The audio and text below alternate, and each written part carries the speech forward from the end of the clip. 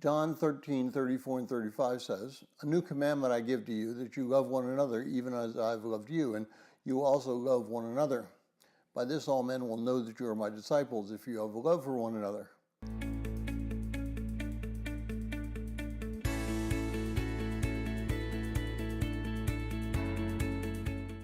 Well, if you're joining us in reading through the 60-day reading plan, today's reading is John 13:21 through 14:6. I encourage you to read that passage. Well, I'd like to reflect on verses 34 through 35. What does Jesus tell us to do? What examples does he give, and what will be the result if we follow through with the command? First, he tells us to love one another, even as he has loved us. And how has he loved us? Well, in Philippians 2:5 through 11, Paul writes that we are to give ourselves up, even as Christ gave himself up. We should be willing to die for others that they might live.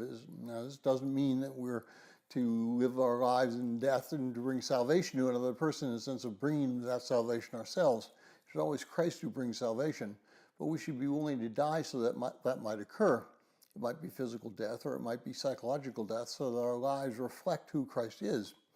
As an example, Christ allowed himself to be crucified. He submitted not only to the religious leaders, but also to the Roman leaders. He died so that we might have life, and he gave us his example. This is why we wanted us to live.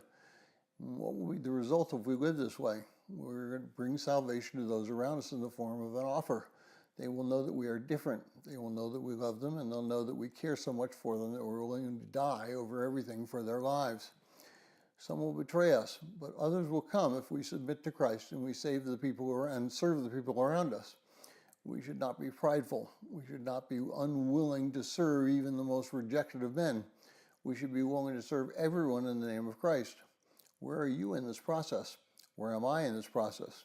We all need to repent and serve Christ in a manner glorifying so that others will come to him.